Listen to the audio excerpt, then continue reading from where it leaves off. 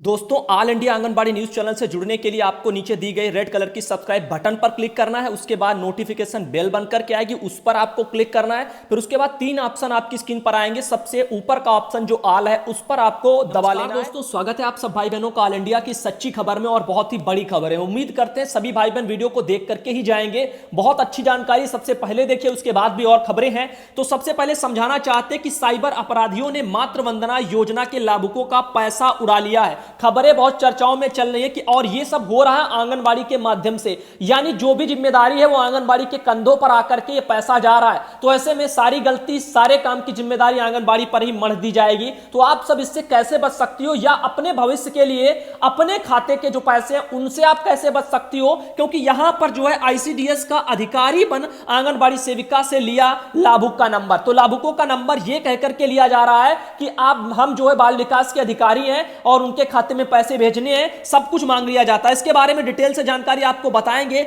12 सेविकाओं से अपराधियों ने किया है संपर्क, लाभुकों से लिया है ओटीपी नंबर। तो जो लाभुक हैं उनसे सीधा ओटीपी भी मांग लेते हैं, आंगनबाड़ी के माध्यम से लाभुक का खाता मांग लेते हैं। तो यहां पर लाभुक समझेगा कि जो भी पैसे निकाले गए होंगे वो आंगनबाड़ी के माध्यम से सब कुछ हो रहा है, और विभाग वाले अधिकारी पैसे निकाल रहे हैं, ये सब कुछ कर रहे हैं। तो ऐसे में आपको बताना चाहेंगे आप कैसे बच सकते हो। यहां पर लिखा है देवरा निवासी मोहम्मद, जो आपके साहेल की बीवी नजमा खातून जी हैं, उनके भी खाते से पैसों की निकासी हो चुकी है। तो ये माजरा मेरे पास आया है।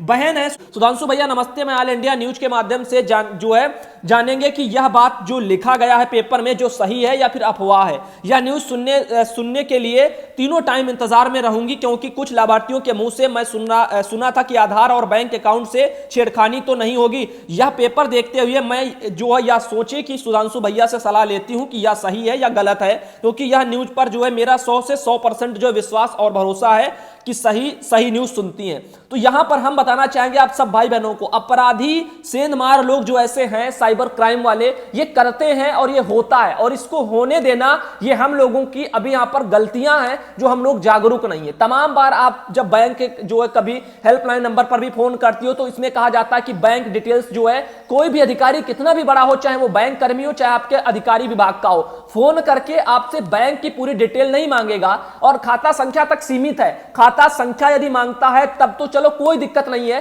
खाता संख्या लेने के बाद आपसे कहेगा आपके नंबर पर एक ओटीपी आती है जिसको हम वन टाइम पासवर्ड बोलते हैं। तो यदि आपने वो ओटीपी दे दी 4-6 अंकों की जो आती है, तो आपके अकाउंट से पैसे निकल जाएंगे। यहां पर वो चाहते हैं कि ऑल इंडिया उनको समझाए और बताए इस खबर को लेकर के। मैं सेविका सोनी कुमारी, सुधांशु भैया नमस्ते, आपकी तबीयत ठीक है? वैशाली बिहार की वासी हैं वो, तो ये जानना चाहती है बहन। तो हम बताना ये चाहते हैं, देख सकते हो मातृ वंदना योजना में, और ये भी कहते हैं कि हम बाल विकास के अधिकारी हैं और खाता संख्या नहीं बताओगी तो आपके ऊपर ताबड़तोड़ कार्रवाई भी कर देंगे। तो कार्रवाई की धमकी देकर के आंगनबाड़ी बहनों से ऐसे लाभुकों का खाता मांगा जाए तो बिल्कुल भी मत दीजिए। विभाग का याद रखना, अधिकारी कुछ भी मांगेगा आपसे तो लिखित में मांगेगा, लिस्ट टाइप की मांगेगा, वो आपको देनी होती है, ना कि फोन करके आपका विभाग का अधिकारी कहेगा कि मुझे लाभुक का खाता नंबर दीजिए, खाता संख्या पूरी डिटेल दे दीजिए। उसके बाद क्या होता है, वो लोग पूरा ये सब कुछ करते हैं प्रोसेस, फिर पैसा जब निकालते हैं, किसी भी आप अकाउंट से पैसे निकालोगे तो यहां पर यदि फोन की सुविधा होगी, फोन वाला नंबर रजिस्टर होगा तो आपके नंबर पर ओटीपी आएगी, इसको हम वन टाइम पासवर्ड बोलते हैं। तो वन टाइम पासवर्ड जो ओटीपी होती है 4 से 6 अंकों की,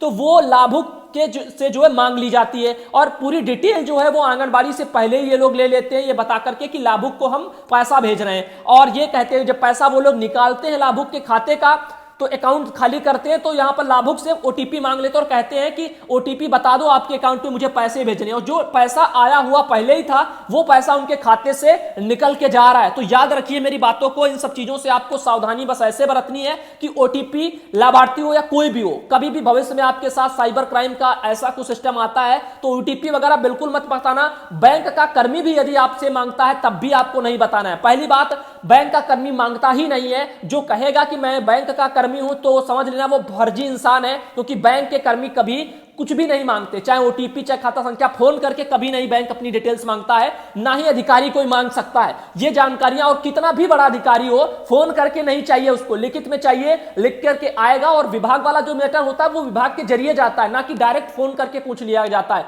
किसको पता कौन ऊपर से क्या मांग रहा है और कहां जाएगा पैसा। तो जागरूक बनिए, जिम्मेदार बनिए। धन्यवाद दोस्तों, वो समझ जाओ। अगला मैसेज आप देख सकते हो, सुनंदा तिवारी बहन का है, लिखा है बहुत बहुत धन्यवाद सुधांशु भाई, मुझे खुशी है कि जो संदेश मैंने महिला आंगनबाड़ी कर्मचारी संघ के बारे में लिखती रहती हूं और कई माहों से आज आपने हमारे संगठन के प्रदेश अध्यक्ष के मुंह जुबानी कड़वा जो है सच सुना है।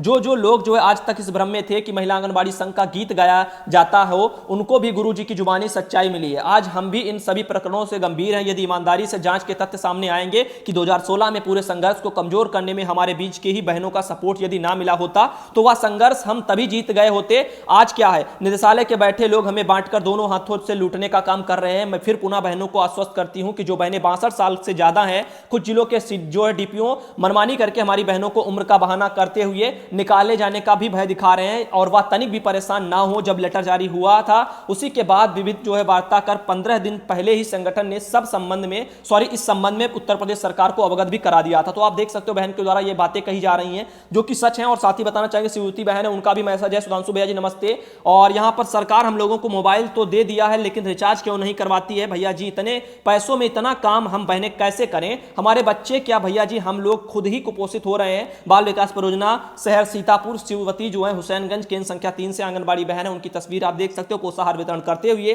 साथ ही और भी बहन है यहाँ पर शिववती बहन के द्वारा और भी ये तस्वीरें भेजी गई आपकी स्क्रीन पर आ रही हैं। आगे चलते हैं, फिलहाल के लिए और भी बहन हमारे पास, जैसे गीता देवी बहन, उन्होंने भी ये तस्वीरें भेजी हैं, कुछ वीडियो भी उन्होंने भेजे थे। साथ ही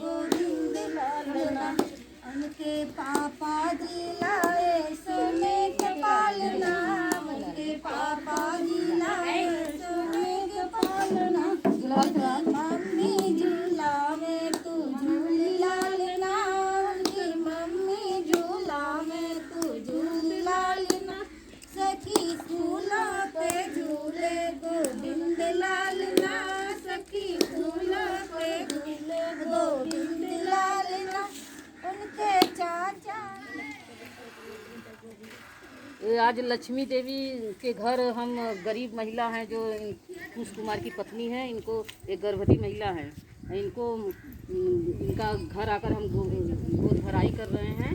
इनको मतलब प्रीमिक्स लड्डू खाने के लिए दे रहे हैं, दलिया, मीठा दलिया दे रहे हैं और नमकीन दलिया दे रहे हैं और ये आलू दे रहे हैं और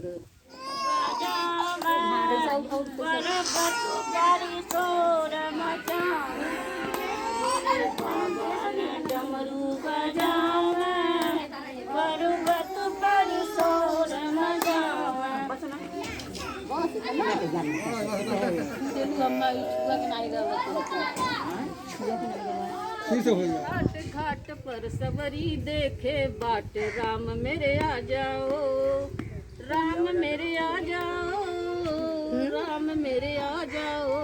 चित्रकूट के घाट घाट पर सबरी देखे बाट, राम मेरे आ जाओ।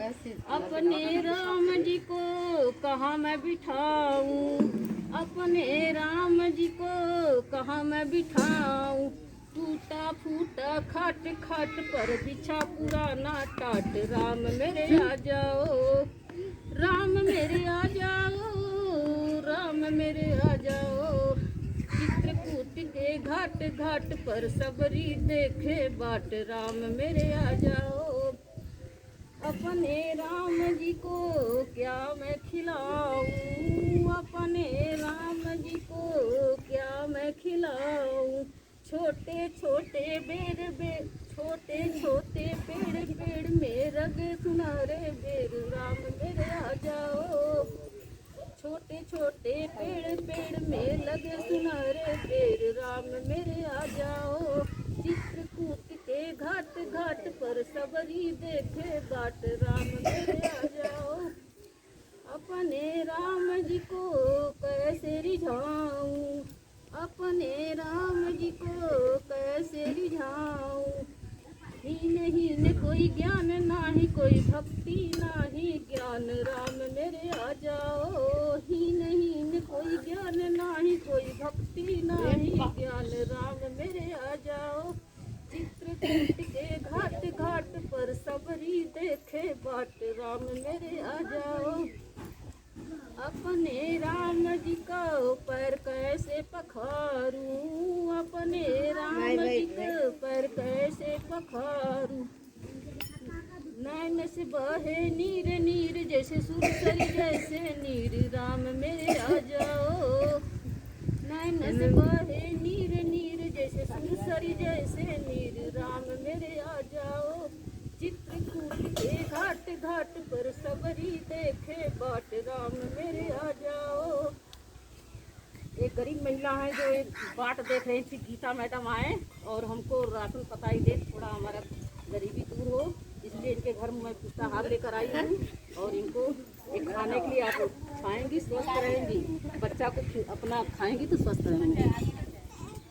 जुग जुग जिए तो लाला नवा भवनवा में भाग जगल हो। ललना लाल हुई है फुलवा का दीपक अंगनवा में भाग जगल हो। जुग जुग जिए तो लाला नवा भवनवा में भाग जगल हो। ललना लाल हुई है फुलवा का दीपक अंगनवा में भाग जगल हो। सासू जो आई तो देवता मनाने भवनवा में हो। ललना लाल हुई है फुलवा का दीपक भवनवा में भाग। आंगनबाड़ी कार्यकर्ती गीता देवी, केंद्र बचाओ फर्स्ट, काशी विद्यापीठ वाराणसी। इस कोरोना महामारी लॉकडाउन के चलते हम बच्चा आयुष और आयुष का जो 6 माह का पूरा हो गया, इनका अन्नप्राशन इनके घर पर आकर हम कर रहे हैं। इस समय इनको खाने पीने के लिए, अब अन्न खाने के लिए इनकी मम्मी को, माधुरी देवी को बता रही हूँ कि ये अपना खाए पिए और बच्चे को खिलाएं। विनिंग फूड, दलिया और नमकीन। और ये अब आपको पालक का ये सब खिलाना है। पालक का वो दाल में डालकर या सब्जी थोड़ा उबाल कर, चौराई और करेला, भिंडी, टमाटर, ये सब बच्चों को थोड़ा थोड़ा करके खिलाइए, ताकि जो भी घर में उपलब्ध है, जो भी है आपके पास, वही खिलाइए। नहीं कि बाजार से ही लड़िए कि नहीं हमें ले आइए बच्चों को खिलाने के लिए। आप खिलाते रहेंगे तो उसको अति कुपोषित बच्चा नहीं होगा। जो भी पुष्टाहार दिए, अब आप खाती थी पुष्टाहार, अब बच्चे को खिलाना है थोड़ा थोड़ा, और आप हमेशा खिलाती रहिएगा। आज इनको चुकंदर का ये हलवा बनाकर ले आए थे आज इनको खिलाने के लिए, कि चुकंदर का हलवा बनाकर बच्चा को